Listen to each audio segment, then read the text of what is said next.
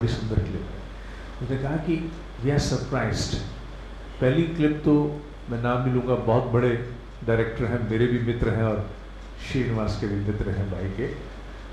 Is one of the senior directors in one of the leading corporate companies of the country today now. Sonipat का ही है वो लड़का, सोनीपत से ही है। That is the beauty of it. उसने America के किसी बहुत बड़ी कंपनी की सीईओ के बारे में लिखा। मैं यज्ञ पे हूँ। मैं क्या लिखा, उसने कहा कि वो सीईओ लिखता है कि जब हम छोटे थे तो हमारे माता पिता हमें कहते थे, बेटा ये जितना भोजन यहाँ रखा है ना, पूरा खाना वेस्ट मत करना, क्योंकि तुम वेस्ट करोगे तो भारत में बच्चे भूख से मर रहे हैं। हो सकता है तुम पूरा खाओ, वेस्ट नहीं करो तो बचा हुआ उनके पास जाएगा, भूख से नहीं मरेगा। आजकल हम अपने बच्चों को कहते हैं ठीक से बैठ के सीरियसली होमवर्क करो, नहीं तो बेटा कोई इंडियन फिर से कंपनियों का सीईओ बनेगा और तुम भूख से मरोगे। ये उन्होंने कॉपी की, मैंने उनको बड़ी प्रशंसा, नाम मैं रिकॉर्डिंग में क्योंकि is a very senior person, I am not taking his name right now. उन्होंने अपना लगा, मैंने उनकी बड़ी शाबाशी मैंने उनकी दी, मैंने इज द पावर सेक्टर। तो वस्तुतः भाव एक ही है कि यज्ञ को आधार मान करके अगर मनुष्य आगे नहीं बढ़ेगा विकास को, शेयरिंग को, तो क्या होगा, धीरे धीरे यज्ञ के विपरीत परिणाम आने शुरू हो जाएंगे। कब तक मैं और मेरे तक सीमित रहोगे? कब तक मैं हूं, इतना ही हूं, मेरा संसार इतना ही है, मैं इससे आगे नहीं करूंगा, मैं सोचूंगा भी नहीं। कब तक? यज्ञ मनुष्य को खोलना सिखाता है। यज्ञ मनुष्य को अनेकों स्तर पर उसके वास्तविक स्वार्थ की पूर्ति करनी सिखाता है। यज्ञ आत्म विकास के लिए मनुष्य को खोलता है। यज्ञ आत्म विकास में अगर आप आधुनिक भाषा में सोचो तो innovativeness, creativity, ideation can never happen unless you embark upon the journey to perform यज्ञ।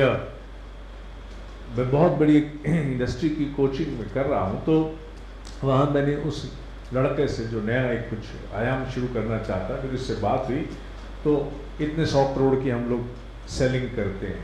तो मैंने उससे पूछा, are you satisfied with merely selling? Are you satisfied कि तू इसको बेचता जाए, आज ये लक्ष्य बेचने का, परसों इतना बेचने का? क्या तेरा लक्ष्य ये है कि मैं आज इतने 100 करोड़ का माल बेच रहा हूँ, कल इतने 1000 करोड़ का बेचूंगा? क्या यही लक्ष्य है? उसने सोचना शुरू किया। उसको लगा कि मैं उससे कहीं ध्यान और ले जाना चाहता हूँ। तो उसने कहा तो फिर और क्या होना चाहिए? मैं सोचता रहा। तो फिर सोचते सोचते एक प्रकार से टेलीपैथी हुई, मेरा विचार चला गया। उसने कहा हाँ वाकई बात सही है, मैं तो अभी तक केवल ये सोच रहा हूँ इस साल इतने 100, अगले साल इतने 1000 करोड़ की टर्नओवर हो जाए, लेकिन मुझे तो ये सोचना चाहिए कि मैं टर्नओवर के स्थान पर सॉल्यूशन के बारे में क्यों ना सोचूं, मैं लोगों के लिए समाधान क्रिएट करूं। वो मेरे द्वारा क्रिएट किया गया समाधान फिर टर्नओवर या सेल के रूप में व्यापार में जुड़ना शुरू हो। तो I should start thinking about giving solutions to people. The moment you start thinking to give solutions to people and not कि 2 का आया 2.5 का बिका, कुछ भी बेचो, 2 का आया 2.5 का बेचा, आप यज्ञ करना शुरू कर देते हो। बिजनेस से सुंदर यज्ञ कहीं नहीं किया जा सकता, मेरा ये बात है। व्यापार से सुंदर यज्ञ कहीं नहीं हो सकता। The moment you change, you have a shift in your perception. You're not selling, but giving solution is my mandate, is my insight. आप कर्मयोग में आ गए, आपने दीक्षा ले ली। Solution and not selling. क्योंकि solution की बात सोचोगे तो आइडिएशन अपने आप आएगी, क्रिएटिविटी अपने आप आएगी, इनोवेटिवनेस अपने आप आएगी। सेलिंग की बात सोचोगे तो short of ideation, short of creativity, short of innovativeness, फिर तो बस जुगाड़ है। मार्केटिंग, मैनिपुलेटिव, टैक्टिकल अप्रोच के जुगाड़ हैं। ऐसे नहीं बेचो तो ऐसे बेचो, टूथपेस्ट का मुंह खुला कर दो, या इसका साइज छोटा कर दो, 10 ग्राम कम कर दो, या ये कर दो, वो कर दो, ऐसा विज्ञापन वैसा विज्ञापन दे दो। माने बुद्धि को भ्रमित करने के तरीके ढूंढेंगे, सबलिमिनल और अदरवाइज। लेकिन अगर आइडिएशन की तरफ जाना है तो not selling but solution should be the objective. तो ये भाव आते ही यज्ञ हो गया। यज्ञ यही तो कहता है कि तुम्हारे माध्यम से कल्याण होना चाहिए। वैरण ने कल्याण की तो सोचिए, गीता प्रेस गोरखपुर क्या करती है? वो कल्याणी तो करती है और कल्याणी छापती रही है। कल्याणी करती है, कल्याणी छापती रही है। और गीता प्रेस गोरखपुर काहे से चलती है? हर साल, मैंने पहले भी कहा था, घाटा डिक्लेयर करते हैं करोड़ों का। किसी मूर्ख ने पीछे निकाल दिया था गीता प्रेस बंद होने वाली है, चारों तरफ व्हाट्सएप पे चला गया। मैंने बड़ा खंडन किया, जहां कहीं भी मैंने पढ़ा, मेरे नॉलेज में आया, मैंने खंडन किया। मैंने कहा कैसे बंद हो जाएगी? क्या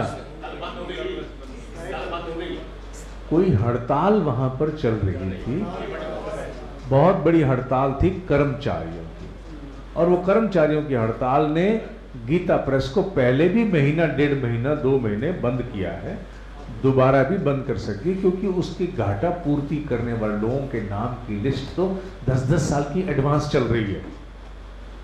जब मैंने सुना था 2008 में, उस साल उन्होंने 2010-11 की शायद बात होगी, मुझे एक साल याद, उस साल 18 करोड़ का घाटा था।